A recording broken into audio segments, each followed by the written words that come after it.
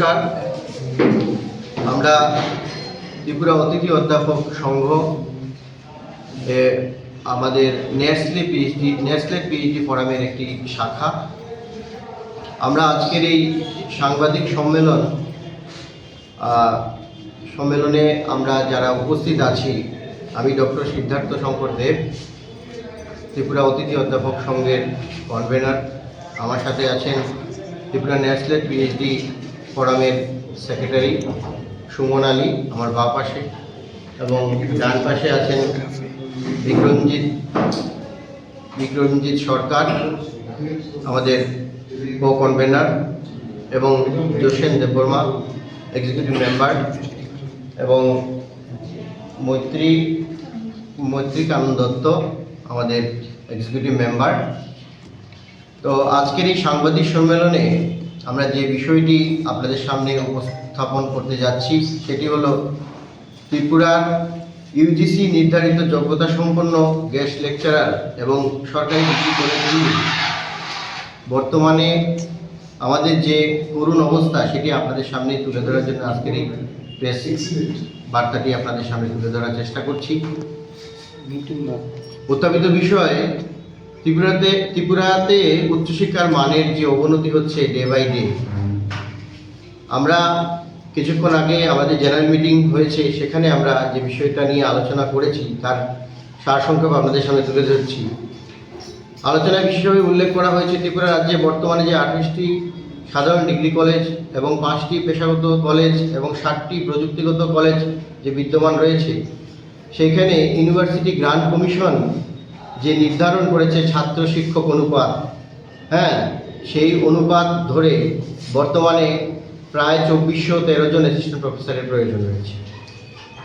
সেটা আপনারা দেখেছেন, বিধানসভায় এটা দীর্ঘ আলোচনা হয়েছে। সেই আলোচনার পরিপ্রেক্ষিতে আমরা দেখতে পাই সেখানে বর্তমানে 507 জন যে স্থায়ী শিক্ষক বা অ্যাসিস্ট্যান্ট প্রফেসর রয়েছে, সেখানে 449 জন আছেন বিভিন্ন জেনারেল ডিগ্রি কলেজ, তাছাড়া আনুষঙ্গিক টেকনিক্যাল এবং প্রফেশনালে আরও 58 জন আছেন। এই তথ্য রাজ্য উচ্চশিক্ষা ব্যবস্থায় যে আমরা ডিফারেন্স বা গ্যাপটা দেখতে পাচ্ছি, সেটা আপনারা নিশ্চয়ই তার স্ট্যাটিস্টিক বের করলেই দেখতে পারবেন।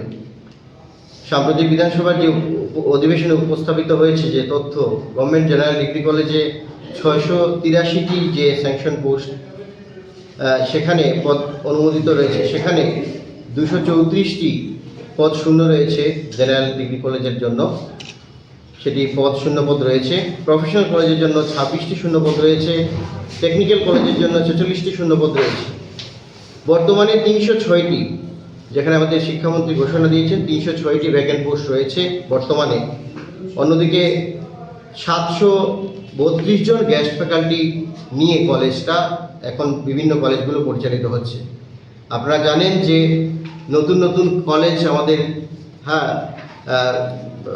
অনুমোদনের জন্য অপেক্ষায় রয়েছে, আর নতুন ইউনিভার্সিটিও আরও 6টা ইউনিভার্সিটি হচ্ছে। সেই অনুপাতে যেভাবে শিক্ষকের প্রয়োজন, সেই শিক্ষকের একটা বিশাল ঘাটতি রয়েছে। সেই ঘাটতিটা গেস্ট নির্ভর হয়ে রয়েছে কলেজগুলো। তার এই পুরো তথ্য যেটা আমরা দিলাম সেটা আপনারা মিলিয়ে দেখবেন তার সাথে কতটা গ্যাপ রয়েছে। আমাদের যে যোগ্য প্রার্থীরা ডিপ্রাইভ হচ্ছি। কীভাবে ডিপ্রাইভ হচ্ছি? যোগ্য প্রার্থী আমরা ডে বাই ডে আমরা একটা অবহেলার শিকার হয়ে যাচ্ছি। কিভাবে? দেখুন, ইউজিসি 2019 সালে যে নির্দেশিকা জারি করেছিল, সেখানে গেস্ট লেকচার নিয়োগের ক্ষেত্রে অ্যাসিস্ট্যান্ট প্রফেসরের সমান যোগ্যতা, অর্থাৎ নেট, স্লেট, পিএইচডি ছাড়া অ্যাসিস্ট্যান্ট প্রফেসর রিক্রুটমেন্ট হবে না। তো সেরকম আমরা যে ক্যান্ডিডেট রয়েছি, সেরকম প্রায় 150 জন অ্যাপ্রক্সিমেট, এই যে 750 বা 734 জন গেস্ট ফ্যাকাল্টি বলেছি, তার মধ্যে অ্যাজ পার ইউজিসি নর্মস এই কোয়ালিফিকেশানটাই আছে। এই কোয়ালিফিকেশানটাই অ্যাসিস্ট্যান্ট প্রফেসরের যা সমান যোগ্যতা, সেইটাই অ্যাজ পার ইউজিসি নর্মসে আছে। সেই ক্ষেত্রে বাস্তবে আমরা দেখছি আমরা এই যে আমরা যোগ্য প্রার্থীরা আমরা বঞ্চিত হচ্ছি। ইউজিসির নির্দেশিকা এগুলো স্পষ্ট গাইডলাইন দেওয়া আছে, এবং বিশেষ করে রিসেন্টলি কর্ণাটক হাইকোর্টের একটা জাজমেন্ট এসছে, সেই জাজমেন্টটা আপনাদের সামনে আমরা দিয়ে দেবো। সেই জাজমেন্টে কি আছে সেটা ক্লিয়ার নির্দেশিকা রয়েছে। এই নির্দেশিকা অনুযায়ী যদি নিয়োগ প্রক্রিয়া হয়, সেই ক্ষেত্রে বর্তমানে কি অবস্থা দাঁড়াবে সেটা আপনারা বিচার বিবেচনা করে দেখবেন। আমরা মূলত 3টি দাবি আপনাদের মাধ্যমে সরকারের কাছে পৌঁছতে চাই। বিশেষ করে মাননীয় মুখ্যমন্ত্রী আমাদের আশ্বস্ত করেছেন বিধানসভায় আমাদের বিষয়টি সহানুভূতির সহিত দেখবেন, এবং আমরা যারা কোয়ালিফাইড আছি আমাদের সাথে যাতে বঞ্চনা না হয়, আমরা যাতে ডিপ্রাইভ না হই, সেটি বিশেষভাবে উনি দেখবেন। এবং আমাদের উচ্চশিক্ষামন্ত্রীর জ্ঞাতার্থে আমরা 2-3টি বিষয় আমাদের যে মূল দাবি সেটি তুলে ধরার চেষ্টা করছি আপনাদের মাধ্যমে। প্রথম দাবি, ইউজিসি নির্ধারিত যোগ্যতা সম্পন্ন গেস্ট লেকচারারদের স্থায়ীকরণ। এটা বিভিন্ন স্টেট অলরেডি করেছে, বিভিন্ন সময়ের দাবি। এটা আমাদের ব্যক্তিগত কোনো দাবি নয়, এটা সময়ের দাবি। কারণ এই যে এখন বর্তমান যে নিউ এডুকেশন পলিসি হয়েছে, সেইটা যোগ্য, যেমন শিক্ষার্থীদেরকে তৈরি করতে হলে যোগ্য শিক্ষকের দরকার হয়, সেইভাবে যোগ্য শিক্ষকরা যদি আজকে বঞ্চিত হয়, যোগ্য শিক্ষার্থী তৈরি হবে না। সেটা সমাজের জন্য, আমাদের দেশের জন্য বড় ক্ষতি হয়ে যাবে। সেই জন্য আমাদের স্থায়ীকরণের দরকার। স্থায়ীকরণ কাদের লাগবে? যাদের যোগ্যতা আছে, যারা UGC qualified guest faculty prescribe by UGC, সেই যে গেস্ট লেকচারদের অ্যাসিস্ট্যান্ট প্রফেসর হিসেবে নিয়োগ করতে হবে। আমরা দেখেছি কিছুদিন আগেই, আপনারা বিধানসভাতেও দেখেছেন, সে নিয়ে অনেক তথ্য উঠে এসছে যে কিছুদিন পূর্বেও কিছু সংখ্যক আমাদের কলেজগুলোতে অ্যাসিস্ট্যান্ট প্রফেসর, যারা কিছু সংখ্যক টিচার রয়েছেন, তাদেরকে অ্যাসিস্ট্যান্ট প্রফেসর হিসেবে অ্যাবজর্পশন করা হয়েছে। আমরা সেই পরিপ্রেক্ষিতে দাবি করছি, আমাদের যেহেতু যোগ্যতা আছে, কেন আমরা হব না? আমরাও তো এই ত্রিপুরারই সন্তান। তাহলে একটা পার্সেন্টেজকে যদি করা হতে পারে, তাহলে আমাদেরকে কেন হবে না? যেটা সময়ের দাবি আমি বললাম, যে ক্ষেত্রে স্টুডেন্টদের স্বার্থে এটা করা অতি আবশ্যক, অ্যাজ আর্লি অ্যাজ পসিবল। অথবা যদি সেটার পাশাপাশি যদি এটা ক্ষেত্রে কোনো সমস্যা হয়ে থাকে, তাহলে আমরা আরেকটা সলিউশন দিচ্ছি।